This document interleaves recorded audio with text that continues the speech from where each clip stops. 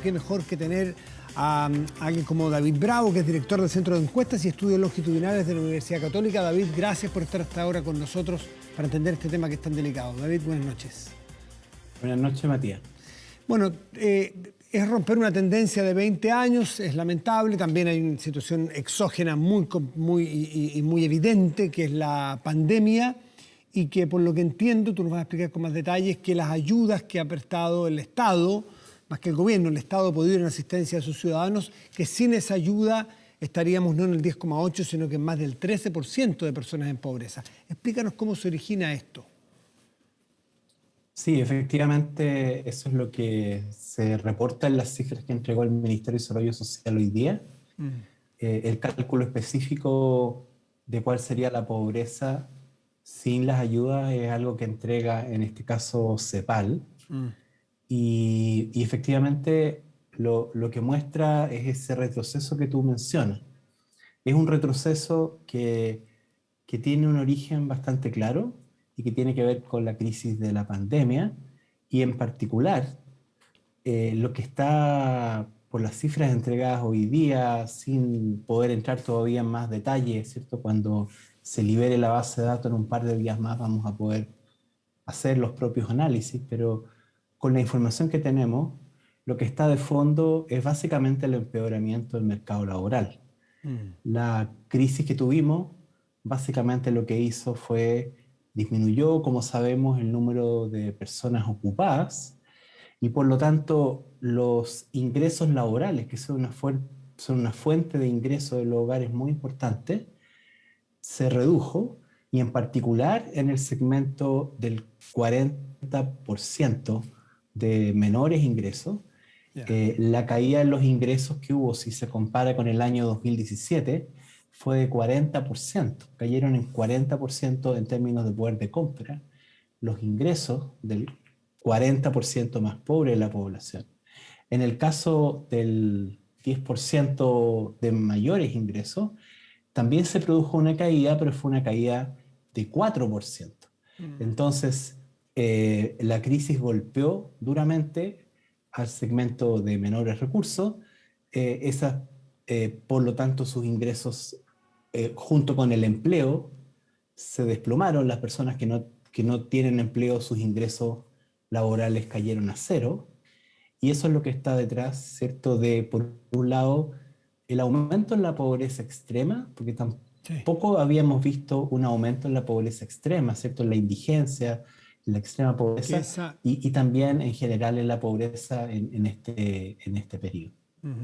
Es decir, estamos hablando, David Bravo, tú me corriges, pero aumenta la pobreza extrema y aumenta la desigualdad por segunda muestra consecutiva, es decir, canasta limpia, lamentable, o canasta sucia sería en este caso, ¿no?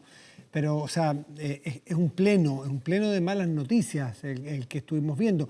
¿Era esperable en la magnitud que fue el golpe que nos dio la pandemia, a tu juicio? Sí, era esperable. Los datos que teníamos desde abril de 2020 en adelante mostraban que efectivamente la pandemia había desplomado el empleo y los ingresos de los hogares.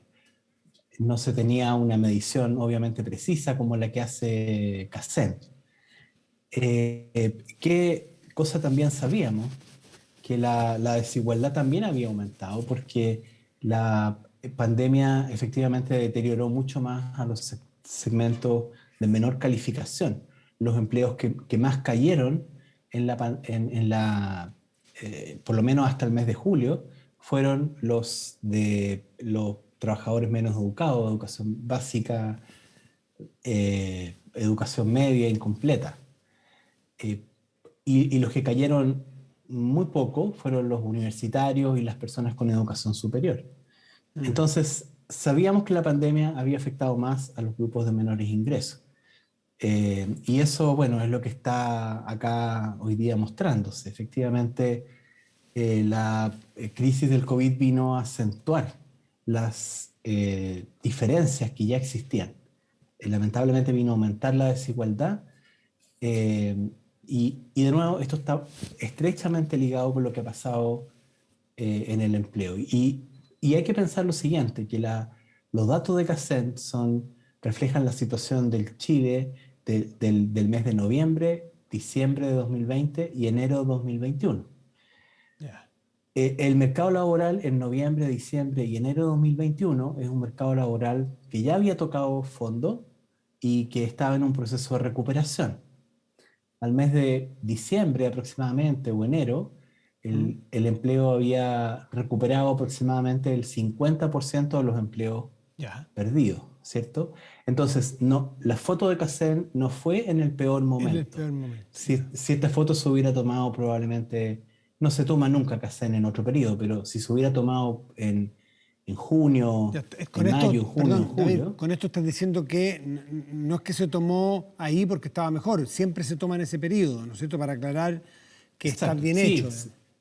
CACEN siempre se toma en ese periodo, eso es Perfecto. básicamente lo que permite comparar en el tiempo, pero el momento más bajo, ¿cierto? El momento del mayor impacto negativo sobre el empleo fue en Y si, julio del David, 2020. y si el empleo, que otra de tus especialidades, las mediciones y trabajos profesionales, si la pobreza, uno de los indicadores más claves para hacer una correlación con pobreza, ¿cómo ha ido evolucionando desde enero a la fecha? Ya estamos a mitad del año.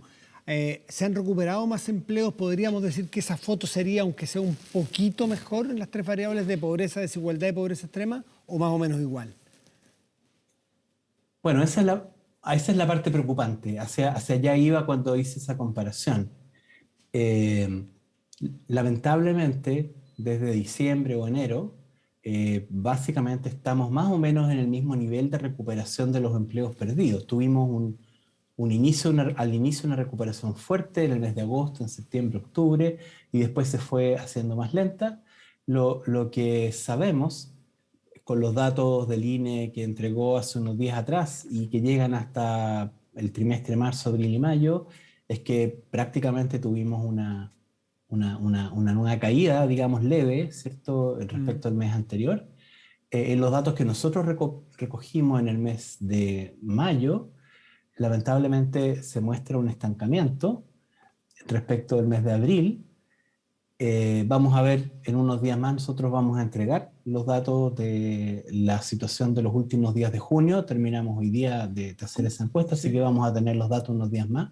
Y ese dato es muy importante, el que viene, porque si efectivamente hay que recordar que en mayo y en junio ya se levantaron las restricciones, ¿cierto?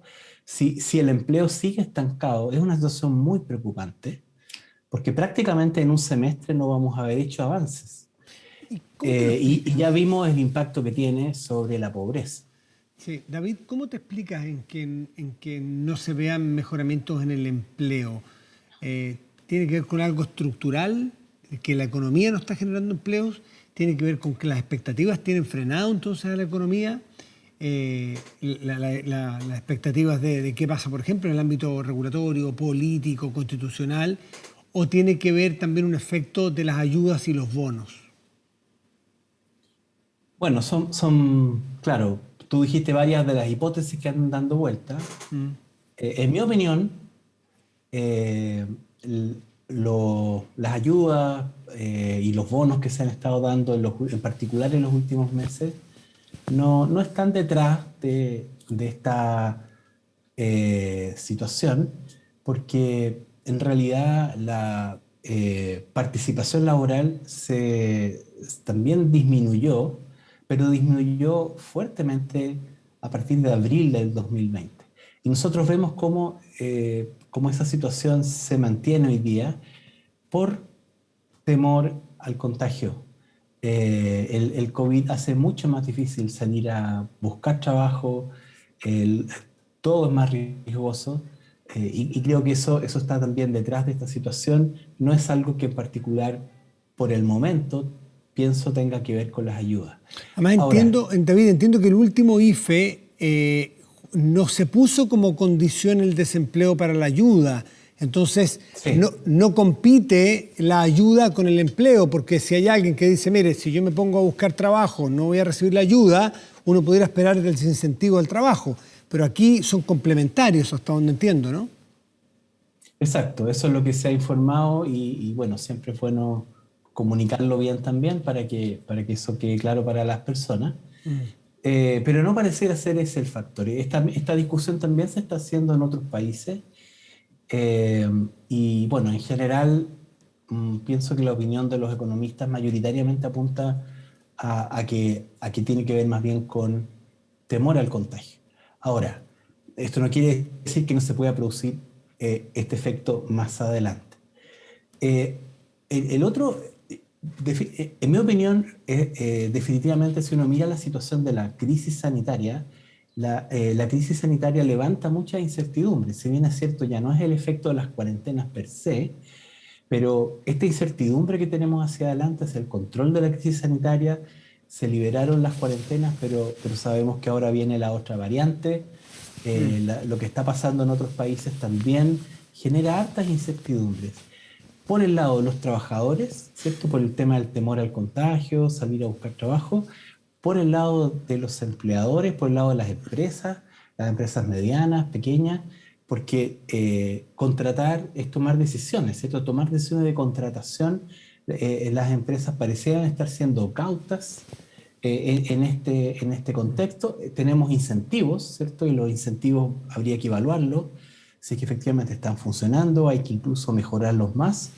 Pero habiendo incentivos, habrá que ver si es que están, son bien conocidos por las empresas, si hay buena comunicación, pero hay que evaluarlos. Pero habiendo incentivos, si no se están utilizando, eso es un elemento donde la crisis sanitaria puede ser una de las razones. Y también hay que pensar que estamos en un escenario de mucha más incertidumbre en general, ¿cierto? Estamos en un periodo de elecciones, estamos en un periodo de cambios Claro. importantes en el país y eso también creo que de alguna manera algún Sí. efecto puede tener. Entonces no estamos en el mejor momento para que una situación de emergencia pueda ser abordada con la unidad que se requiere, Por supuesto. ¿cierto? Con la unidad de propósito como para poder decir hay que poner este tema Ya. al centro. Y de hecho, me parece que no es un tema que haya estado al centro de la discusión ahora en las mismas foros que ha habido, ¿cierto?, No. sobre precandidaturas presidenciales. David Bravo, antes de terminar, ayúdame por favor para dimensionar de qué hablamos cuando hablamos de pobreza, que el 10,8%, según la última encuesta CACEN, que representa 2.112.000 personas están en pobreza. ¿Estamos hablando de qué nivel de ingreso hacia abajo? Bueno, depende del tamaño del hogar, ¿cierto? En hogares Sí. unipersonales son del orden del 170 y tantos mil pesos, Ya. y luego va No, creciendo no no de es manera lineal, no es proporcional, lineal, no es lineal. no es lineal, Exacto. pero si es por 4, ahí hasta ahí sí es lineal, ¿no? 170 por 4. No, Aprox.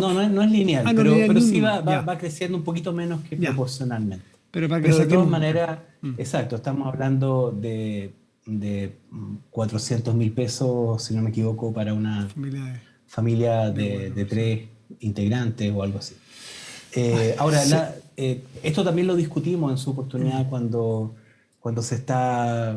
bueno, cuando se empezaron a discutir las ayudas, cuando el monto de las ayudas, también cuando se discutió recientemente también a raíz de la fijación del salario mínimo.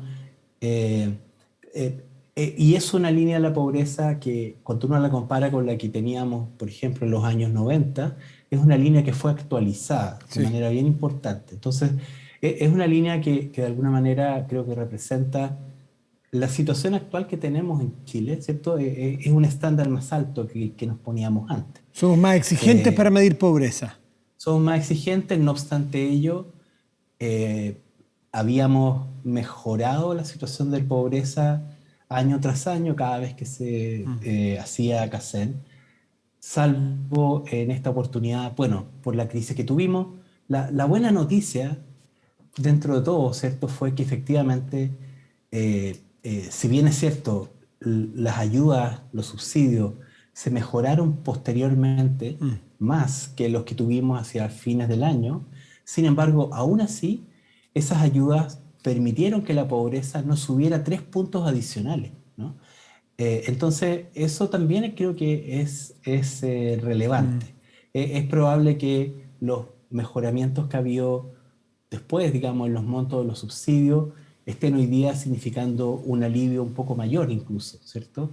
Que la foto que se sacó en ese momento. hacia fines de año. David Bravo, director del Centro de Encuestas y Estudios Longitudinales de la Universidad Católica, como siempre, un gusto y muchísimas gracias por atendernos esta noche. Que esté muy bien. Gracias a ti, Matías. Chao, buenas noches.